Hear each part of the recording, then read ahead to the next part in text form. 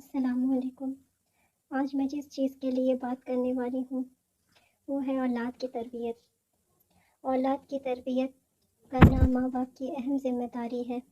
یہ بات بھی قابل اعتبار ہے کہ اگر گھر کی خواتین یا ماں دیندار ہے تو انشاءاللہ بچے ضرور دیندار ہوں گے، کیونکہ بچوں کی اصل درسگاہ ماں کی گود ہے۔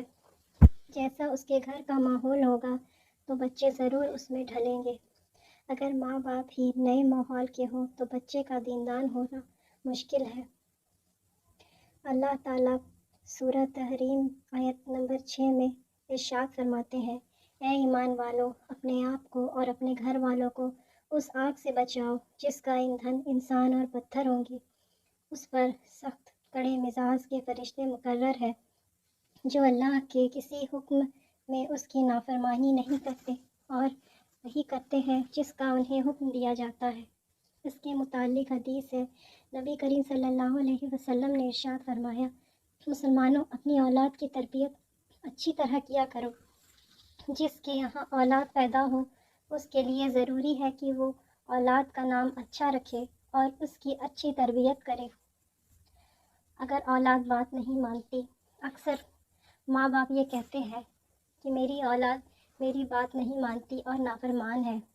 کیا کبھی غور کیا ہے کہ اولاد نافرمان کیوں ہوئی؟ اس کی وجہ یہ ہے کہ گھر کے ماحول سے بچے متاثر ہوتے ہیں۔ جیسا کہ اگر میاں بیوی میں لڑنے جھگڑنے کا روزانے کا روٹین ہو کہ کبھی شوہر بیوی کی نہیں مانتا تو کبھی بیوی شوہر کی نہیں مانتی، اب یہ ماحول دیکھ کر بچے بڑے ہوں گے تو ان کا بھی بات نہیں ماننا کوئی عجیب بات نہیں۔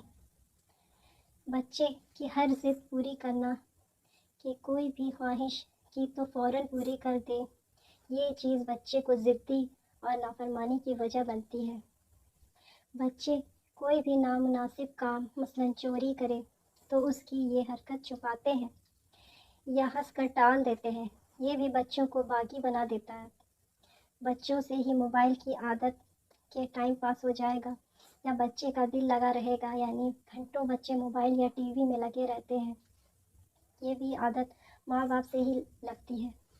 اپنے اولاد کو آگ سے بچا لو۔ قرآن مجید میں اللہ تبارک و تعالیٰ نے فرمایا ہے، اپنے اہل و عیال کو آگ سے بچا لو، یعنی ہم دنیا کی آگ سے اپنی اولاد کو بچاتے ہیں، اسی طرح ہم اس آگ کے عذاب سے بھی بچائیں جس کا ایندھن انسان ہے۔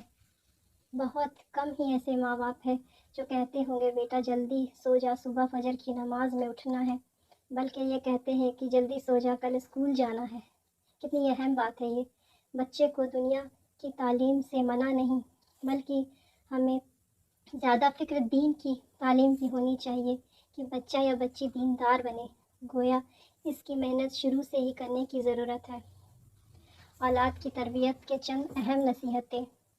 جب بچہ پیدا ہو تو اس کا کوئی اچھا سا نام رکھے، مثلاً صحابہ یا کسی پیغمبر یا کسی اچھے انسان کے نام پہ روزانہ آپس میں جمع ہو کر قرآن کی تعلیم اور چند حدیثوں کا پڑھنا، قرآن کے بارے میں قرآن کی تعلیمات کا ذکر کرنا چاہیے، حدیث کا ذکر کرنا چاہیے بچوں کے سامنے۔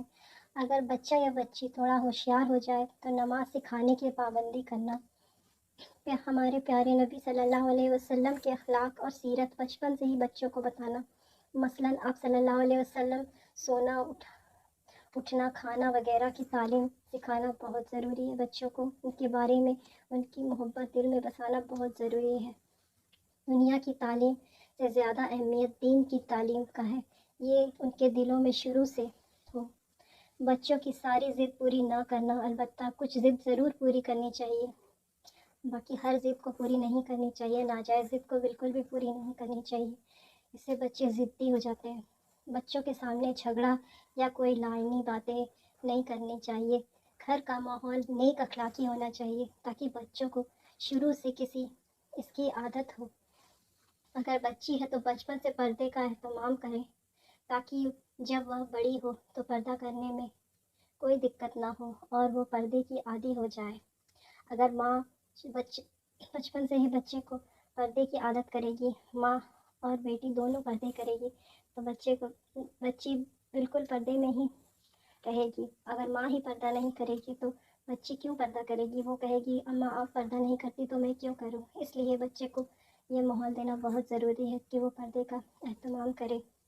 بچے کو موبائل ٹی وی سے بالکل دور رکھیں، بہت ضروری ہے، کیونکہ بچوں کو بگاڑنے کا یہ اہم ذریعہ ہے. اپنی اولاد کے لیے ہمیشہ اللہ تعالیٰ سے اچھے اخلاق اور نیک بختی کی دعا کریں. دین کی صحیح معلومات قرآن اور حدیث پڑھنے و سیکھنے سے حاصل ہوگی. اگر ہماری یہ ویڈیو آپ کو اچھی لگے تو اسے لائک کریں، شیئر کریں. السلام علیکم، جزاک اللہ خیر.